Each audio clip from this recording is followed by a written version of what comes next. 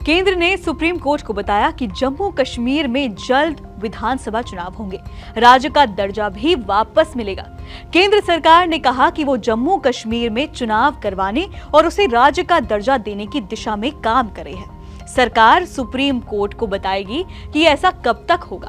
अनुच्छेद 370 मामले पर चल रही सुनवाई के दौरान केंद्र की तरफ से पेश सॉलिसिटर जनरल तुषार मेहता ने कहा कि गुरुवार 31 अगस्त को होने वाली सुनवाई में वो एक टाइमलाइन कोर्ट के सामने रखेंगे। लद्दाख बना रहेगा केंद्र शासित क्षेत्र। इससे पहले सॉलिसिटर जनरल ने यह साफ किया था कि जम्मू कश्मीर का राज्य दर्जा वापस बहाल किया जाएगा, लेकिन लद्दाख केंद्र शासित प्रदेश ही रहेगा। मेहता ने यह जानकारी कोर्ट के सवालों के जवाब में दी थी। चीफ जस्टिस डीवाई चंद्रचूड़ की अध्यक्षता वाली 5 जजों की संविधान पीठ ने जम्मू कश्मीर और लद्दाख में लोकतांत्रिक प्रक्रिया शुरू करने पर प्रश्न पूछा था। कोर्ट ने यह भी जानना चाहा था कि किसी राज्य को 2 केंद्र शासित प्रदेश में बदल देने का अधिकार संसद को है या नहीं। 2 हिस्सों में बटा था राज्य।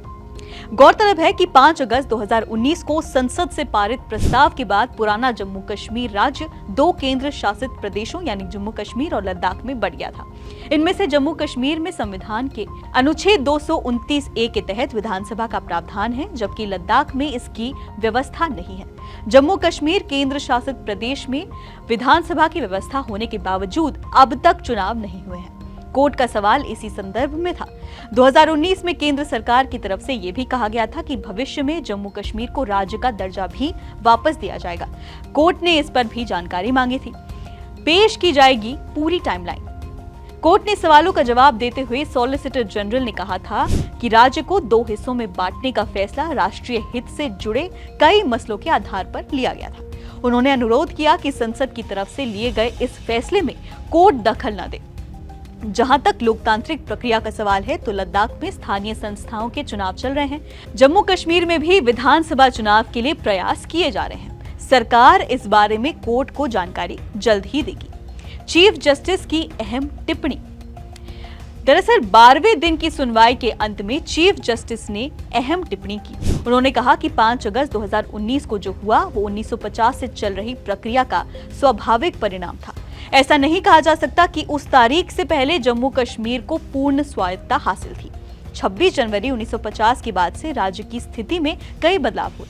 ये सभी बदलाव भारत में उस राज्य के पूरी तरह सहमत हो जाने की प्रक्रिया का हिस्सा थे।